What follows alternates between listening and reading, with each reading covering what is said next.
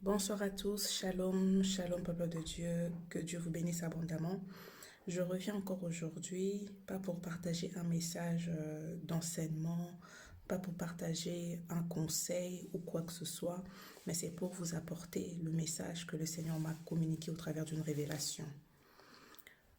Alors, j'avais une vision nocturne. Qu'est-ce que je voyais dans cette vision? Je me suis retrouvée dans une maison de deuil. Dans cette maison-là, c'était une parcelle et au niveau de la cour, il y avait plusieurs personnes qui étaient là. Il y avait un deuil, voilà comment ça se passe notamment. Il y a plusieurs personnes dans une salle de deuil. Et lorsque je suis arrivée, j'ai avancé, je commençais à regarder, je regardais un peu partout. Et devant, j'ai vu ce qui s'est passé réellement. J'ai vu un grand artiste de mon pays que nous connaissons tous, mais que je vais pas citer son nom. Peut-être que je donnerai quelques indices. La première indice, c'est une personne des personnes de sa génération, il est resté un peu seul. C'est un grand artiste du troisième âge, on va dire, et des personnes de sa génération, il est resté le seul. Deuxième indice, il chante beaucoup des chansons qui parlent de l'amour. Troisième indice, parfois on l'appelle Tata Mobimba. Je pense qu'avec ces trois éléments-là, sans citer des noms, tout le monde a quand même compris de qui je parle. Alors, lorsque je suis arrivée dans cette parcelle où il y avait le deuil, lui, il était là, il était en train de chanter. Il chantait et il y avait des gens tout autour qui étaient dans l'ambiance. Alors, lorsque je me suis avancée, le Seigneur a permis que je puisse commencer à entendre ce qu'il était en train de dire réellement.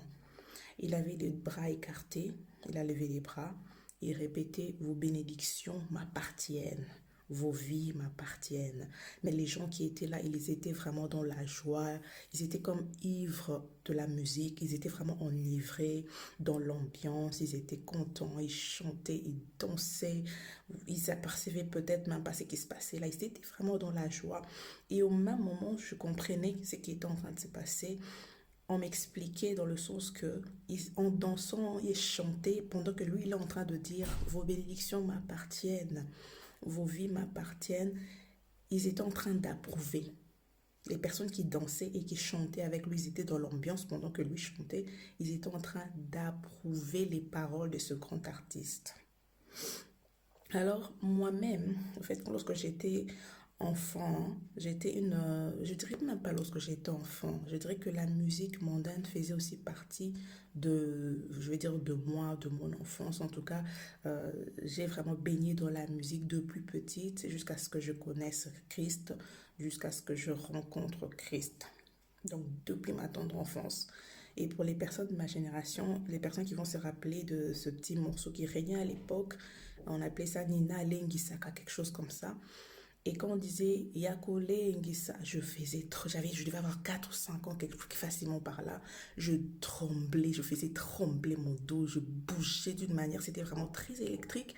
Et les grandes personnes étaient contentes, les gens acclamaient, voilà. Pour dire que j'étais moi-même vraiment une très grande fan de la musique mondaine, je dansais. Avant même de découvrir que j'avais aussi quand même un certain talent dans le chant, je commençais d'abord par danser. Donc je dansais énormément. Je me souviens lorsque même on était toujours enfant, enfin enfant, on verra adolescent, tout ça, il y a moi, ma soeur et les amis du quartier, on avait créé un groupe qu'on appelait Staff Cool.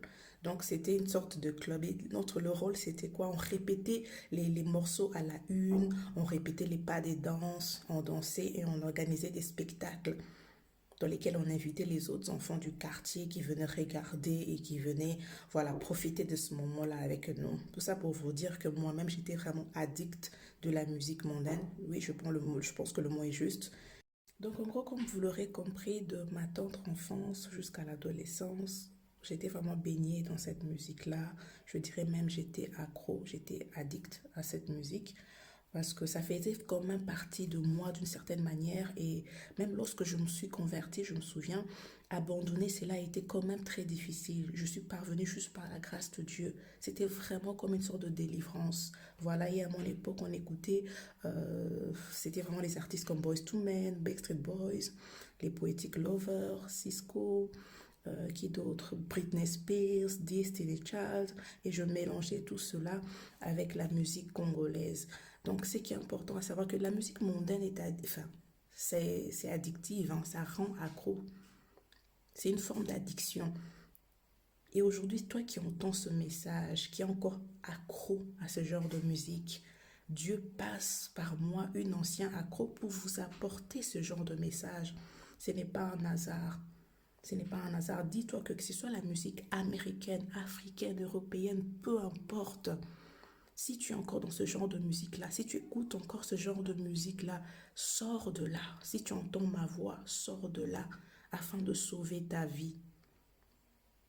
Et lorsque je parle de la vie, c'est vraiment à deux dimensions. Hein, à deux dimensions. La vie ici sur terre, c'est qui inclut toutes tes bénédictions, tes grâces, tout ce que tu es censé vivre. Et la vie après la mort. Parce qu'en écoutant ce genre de musique, c'est après la mort, c'est direction l'enfer. Il n'y a pas de débat, il n'y a pas de débat. En ce qui me concerne aujourd'hui, lorsque je danse pour Christ, je me déchaîne. Je me déchaîne parce que je réalise que c'est le seul qui mérite mes pas de danse. Je réalise que c'est le seul qui mérite toute mon adoration. Tobinela Mokidi, depuis Bomwana, tout soit est l'autre côté.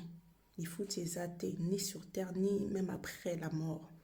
Et c'est que j'aimerais que vous puissiez retenir de ce message le nœud du message et que les salles de concert de musique mondaine sont en réalité des salles de deuil. Si Dieu ne t'ouvre pas les yeux pour voir, tu ne vas pas le voir, tu ne vas pas comprendre. Ces gens-là étaient dans la joie, mais en réalité, ils étaient dans une salle de deuil. Moi, je voyais une salle de deuil pendant leur concert, une salle de deuil. Et par rapport aux paroles, rappelez-vous au début, j'ai dit les paroles que le Seigneur m'a permis de décoder par sa grâce. En réalité, il disait, vos bénédictions m'appartiennent, vos vies m'appartiennent. Alors qu'en réalité, cet artiste, ce grand artiste congolais, il ne chante que des belles paroles, il ne prononce que des belles paroles. Généralement, il chante les femmes, il chante l'amour.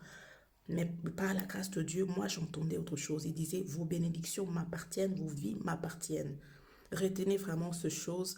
Si tu hésites pour abandonner, que Dieu te fasse grâce, que tu puisses abandonner, que tu prennes cette décision d'abandonner, de te détacher de la musique mondaine afin de sauver ta vie.